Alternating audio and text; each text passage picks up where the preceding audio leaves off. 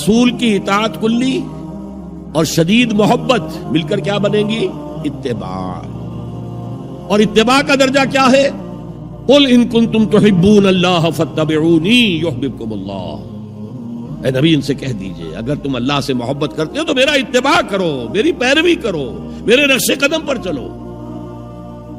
اب آپ سوچئے اگر ہم کاروبار کر رہے ہیں، فرض کیجئے کوئی شخص 100% دیانتداری سے کام کر رہا ہے، کوئی شخص سود کے اندر براہ راست ملوث نہیں ہے، نماز پڑھتا ہے، روزہ رکھتا ہے، لیکن یہ اتباع نہیں کر رہا جو حضور نے جو کام کیا تھا کہ غلط نظام، طاغوتی نظام کو جڑ سے اکھاڑ کر پھینکا جائے اور اللہ کا دیا ہوا دین حق قائم کیا جائے، تو اتباع میں کیا حصہ ہے اس کا؟ کوئی نہیں. ایک سوال آپ سے کرتا ہوں، حضور نے وحی کے آغاز کے بعد کوئی کاروبار کیا؟ جی آپ پہلے بہت اچھے تاجر تھے، بہت کامیاب تاجر تھے، اس وقت کا ایکسپورٹ امپورٹ، قافلہ لے کر جا رہے ہیں شام، قافلہ واپس لے کر آ رہے ہیں، لیکن جیسے ہی وحی آ گئی، یا ایھا المدثر قم فانذر وربک فکبر، اے لحاف میں لپٹ کر لیٹنے والے اب کھڑے ہو جاؤ، کمر کس لو، گرڈ اپ یور لائنز، اپنے مشن کا آغاز کرو. اس کا آغاز کیا ہے؟ انذار، خبردار کرو انہیں کہ زندگی یہی زندگی نہیں ہے، اصل زندگی آخرت کی زندگی ہے، اور قیامت کے دن تمہیں حساب جو ہے اپنا پیش کرنا ہوگا، جواب دہی کرنی ہوگی. You will have to face the grand accountability of the day of judgment.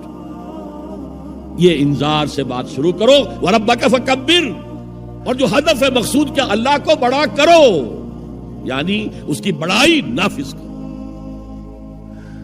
Parliament میں بھی اس کا حرف آخری ہو، لِتَكُونَ كَلِمَةُ اللَّهِ هِيَ الْعُلْيَا، تاکہ اللہ کا کلمہ سب سے اونچا ہو جائے. یہ نہیں کہ صاحب ہمارے تو 60% لوگوں نے یہ رائے دے دی، بس اب ہم نہیں جانتے کہ قرآن میں کیا ہے یا کسی اور آسمانی ہدایت میں کیا ہے، تورات میں کیا ہے، انجیل میں کیا، ہم نہیں جانتے. اگر ہم اس کے خلاف جد و جہد نہیں کرتے تو اتباع میں کوئی حصہ نہیں. جو اطاعت تھوڑی بہت ہم کر رہے ہیں وہ بھی جزوی ہے، کلی نہیں ہے. اسی لیے دنیا کی رسوائی وہ تو ہمارے ماتھے پر لکھی ہوئی، ضربت علیہم الذلۃ والمسکنۃ وباؤوا بغضب من اللہ. آج ہمارا حال یہ ہے.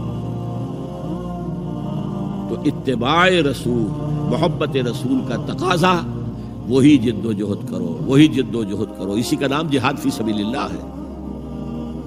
بدقسمتی سے خود ہم نے غلط انٹرپریٹیشن جہاد کی ہے، جس کی وجہ سے دشمنوں کو موقع ملا. جہاد کے معنی جنگ، حالانکہ جہاد کے معنی تو جنگ نہیں ہے. جہاد جد و جہد کا نام ہے، کوشش. جہد کے مقابلے میں آئے گی تو وہ جہاد ہے. جہد یک طرفہ ہے تو جہد ہے، اور دو طرفہ ہو رہی ہے، رسہ جو ہے آپ ادھر کھینچ رہے ہیں وہ ادھر کھینچ رہے ہیں، یہ جہاد ہے. آپ توحید کا پرچم اٹھائے ہوئے ہیں، توحید پھیلا رہے ہیں، وہ شرک پھیلا رہے ہیں، یہ جہاد ہے. کوئی مغربی ڈیموکریسی چاہتا ہے، کوئی سوشلسٹ ڈیموکریسی چاہتا ہے، ان کے درمیان رسہ کشی ہوگی کہ نہیں ہوگی؟ یہ جہاد ہے. قتال تو جہاد کی 9 منزلہ عمارت میں جا کے 9ویں منزل پر قتال فی سبیل اللہ، اور یہ دونوں قرآن کی اصطلاحات ہیں. ہم نے جہاد کو بھی جنگ بنا دیا، تو پھر تو اب ہر شخص کو قرآن میں جنگ ہی جنگ نظر آئے گی. جہاں جہاد کا لفظ آیا جنگ، جہاں جہاد کا لفظ آیا جنگ. اسی سے تو ان کو موقع مل گیا.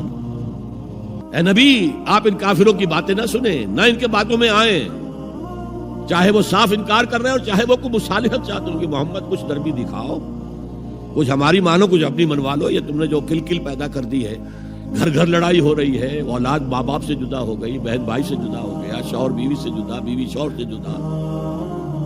جو کہتے ہیں کہ a house divided amongst itself cannot stand. ہمارا تو تم نے قبائلی جو ہمارا روب تھا وہ ختم کر دیا دنیا میں. لہذا ایسا کرو، کچھ مصالحت کرو، کچھ اپنی منوا لو، کچھ ہماری مانو. قرآن نے کہا وَدُّوا لَوْ تُدْهِنُ فَيُدْهِنُونَ فَلَا تُطِعِ الْمُكَذِّبِينَ. ان کی بات نہ سنیے. تو جہاد تھا جو ہو رہا تھا، جس کے لیے میں نے رات تقریر کی ہے، جہاد بالقرآن. فَلَا تُطِعِ الْكَافِرِينَ وَجَاهِدْهُمْ بِهِ جِهَادًا كَبِيرًا. یہ سورہ الفرقان کی آیت ہے نمبر 52. اور شروع کیسے ہوتی ہے سورہ الفرقان؟ تبارکالذی نزل الفرقان علی عبدہ لیکون للعالمین نذیرا. بڑی بابرکت ہے وہ ذات جس نے اپنے بندے محمد پر صلی اللہ علیہ وسلم یہ الفرقان نازل کر دیا تاکہ تمام جہان والوں کو خبردار کر دے. انذار، اور وہ پوری نوع انسانی کے لیے انذار. اسی میں آگے آتا ہے اسی صورت میں فلا تطع الکافرین، اے نبی آپ ان کافروں کی باتیں نہ مانیں، نہ سنیں، نہ توجہ دیں. وجاہدہم بہ، اس قرآن کے ذریعے سے جہاد کیجئے. 12 برس مکے میں قرآن کے ذریعے سے جہاد ہوا ہے. تلوار تو نہیں اٹھی، الٹا حکم یہ تھا کہ چاہے تمہارے ٹکڑے کر دیں، چاہے تمہیں آگ میں جلا دیں. You don't have to raise hands even in self defense. کفو ایدیکم، اپنے ہاتھ بندھے رکھو، روکے رکھو، کوئی جوابی کارروائی نہیں. 12 برس This was the order of the day. یہ جہاد بالقرآن، اس جہاد بالقرآن کے ذریعے سے لوگوں کو کھینچا گیا. پھر بیعت لے کر ان سے ان کو منظم جماعت بنایا گیا. پھر ان کا تزکیہ کیا گیا. تزکیہ کس بات کا؟ دل میں کوئی ولولہ، کوئی امنگ، کوئی حوصلہ، کوئی طلب، کوئی مقصود نہ رہ جائے سوائے اللہ کی رضا کے حصول کے اور آخرت کی فلاح کے حصول کے.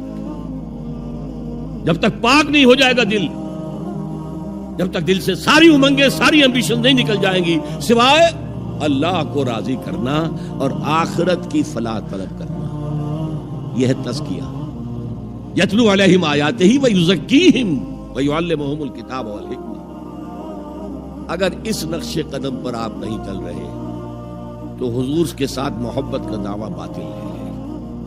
آپ مسلمان ہیں، ٹھیک ہے، آپ مانتے ہیں انہیں اللہ کا رسول، اور آپ درود بھی بھیج دیتے ہیں، نماز میں بھی درود ابراہیمی ہے، سب کچھ ہے، لیکن یہ ہے کہ اتباع رسول ستا اٹھ کے کوئی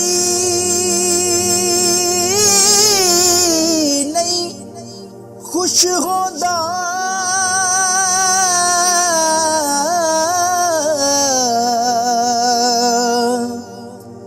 بڑے ستے جگا کے میں ویکھیا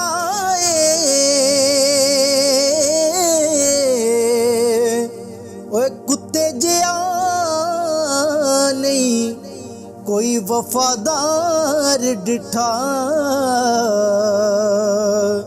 تے ٹکر سکا بھی پا کے ویکھ آئے.